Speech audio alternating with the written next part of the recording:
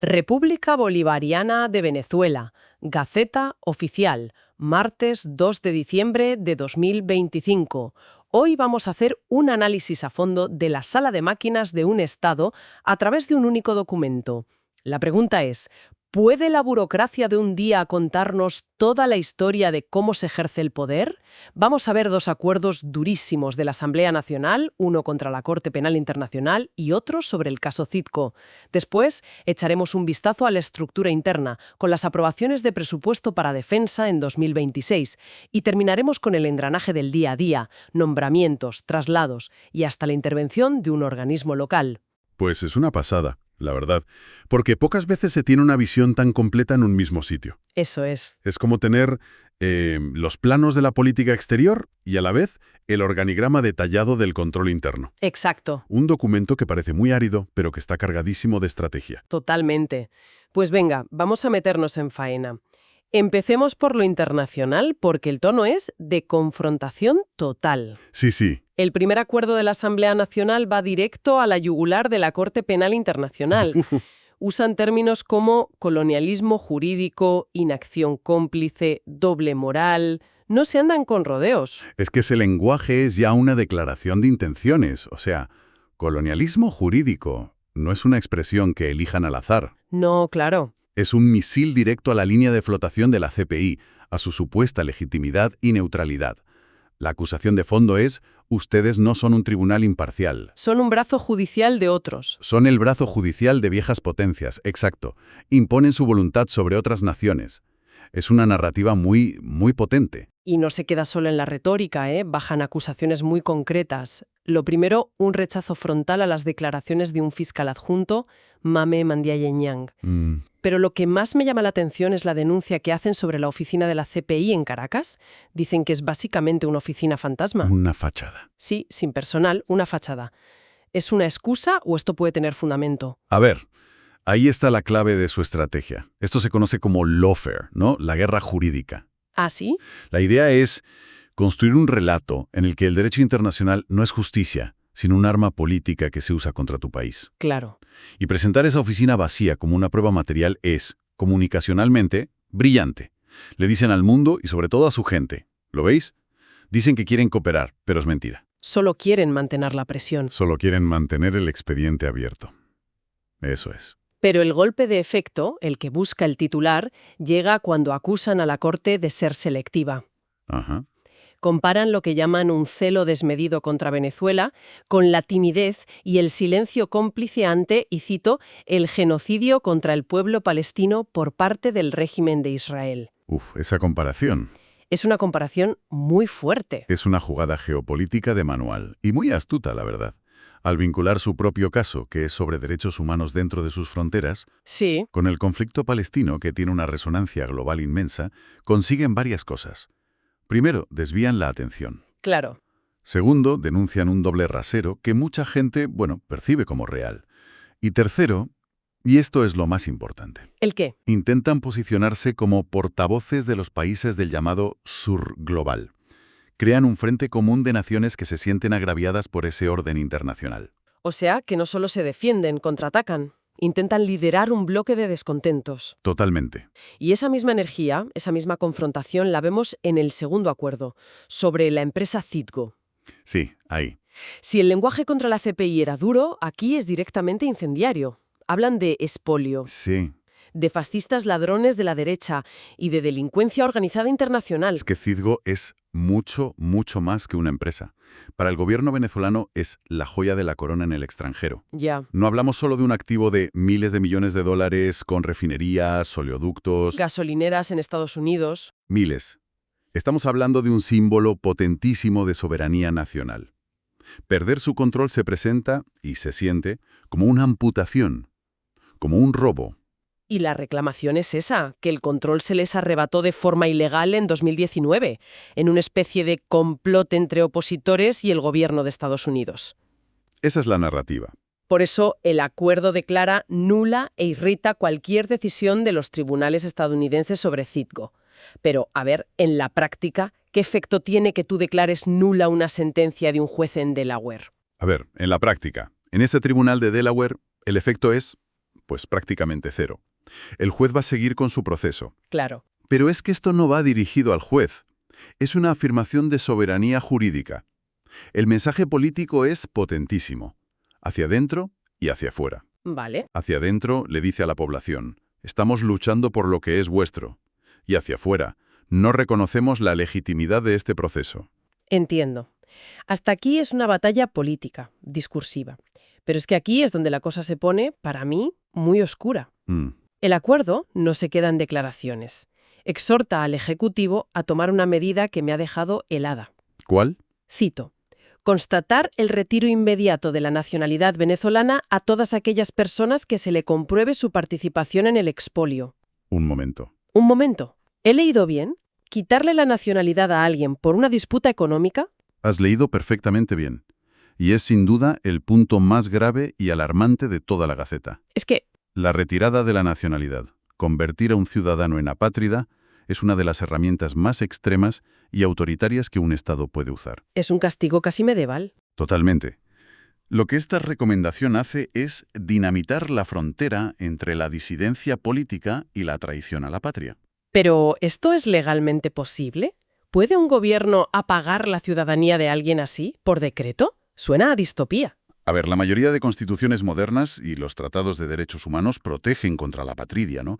Dicen que la nacionalidad es un derecho fundamental. No un privilegio. Exacto, no un privilegio que el gobierno de turno te da o te quita. Sin embargo, algunos estados se reservan esa potestad para casos muy, muy extremos, como terrorismo o traición. Ya, pero esto es una disputa económica. Ahí está el problema, que se está proponiendo aplicar esa medida tan extrema a una disputa de carácter político y económico. Es que la implicación es tremenda. O sea, que oponerte a cómo el gobierno gestiona un activo económico... O incluso participar en un proceso judicial en otro país sobre ese activo. ¿Podría ser suficiente para que dejes de ser considerado venezolano? Exactamente. La ciudadanía deja de ser un derecho inherente, algo que eres, para convertirse en un contrato de lealtad. ¿Un contrato condicionado? Sí, condicionado a un proyecto político concreto. Se convierte en una herramienta de coacción brutal.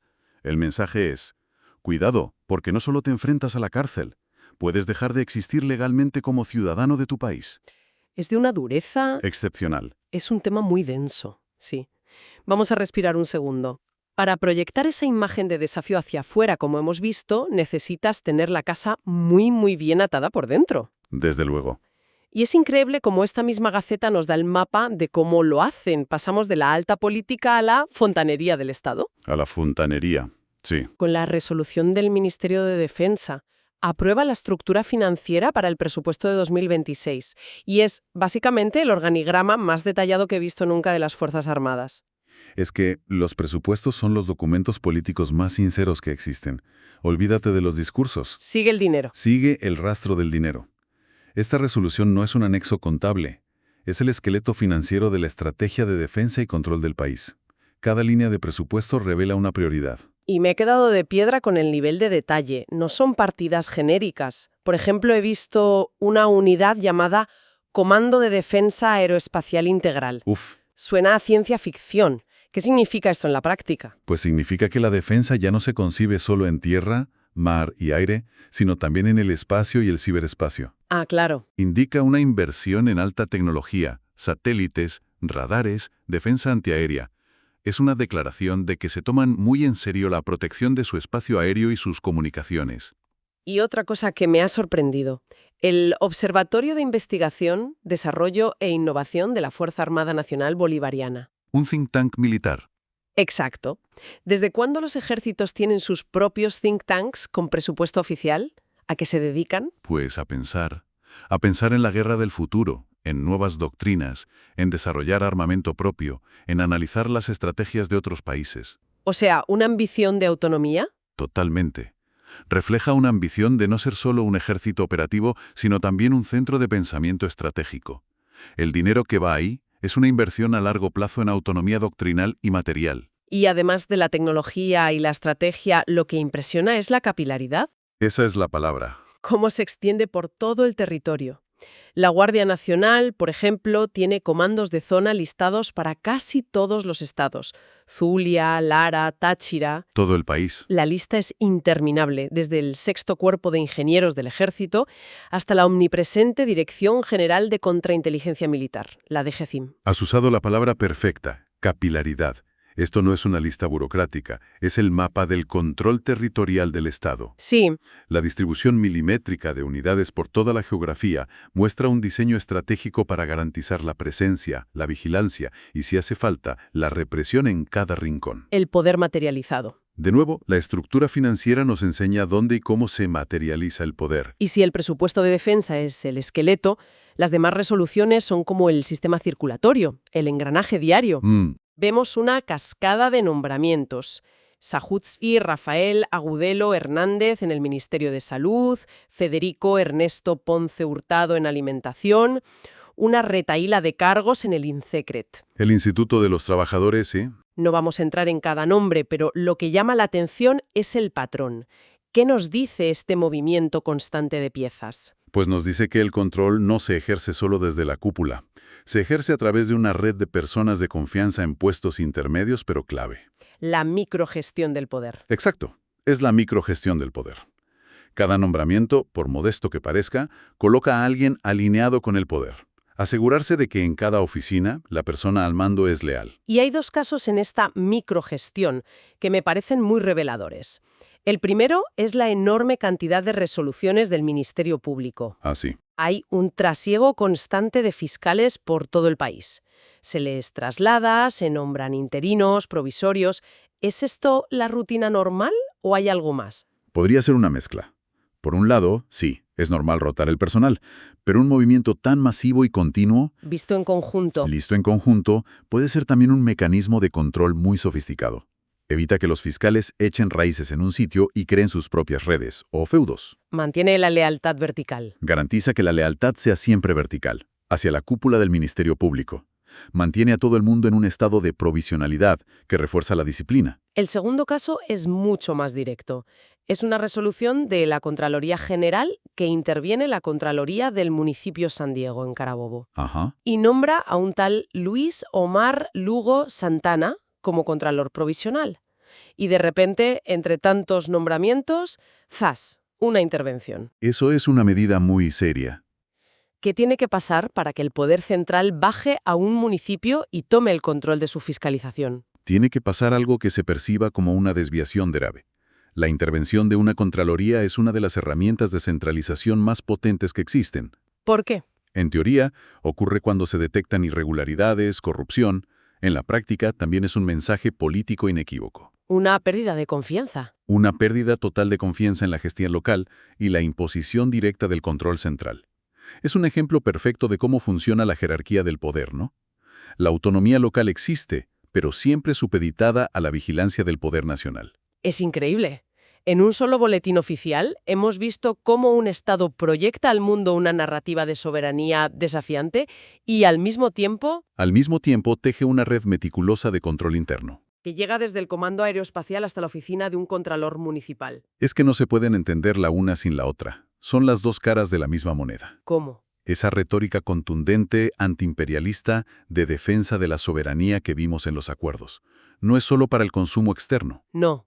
Es el gran relato, el marco ideológico que justifica y cohesiona esa vasta maquinaria estatal que hemos visto. La afirmación hacia afuera legitima el control hacia adentro. Exactamente.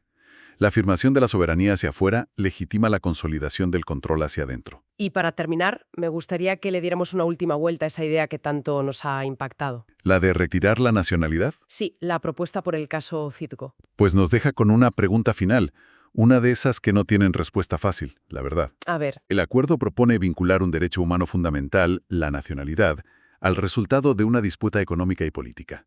Y esto nos obliga a plantearnos, ¿dónde se traza la línea? la línea que separa la oposición legítima. Exacto. La oposición legítima a un gobierno de un acto de traición contra la nación. Y, más importante aún, ¿quién tiene el poder de trazar esa línea y con qué consecuencias?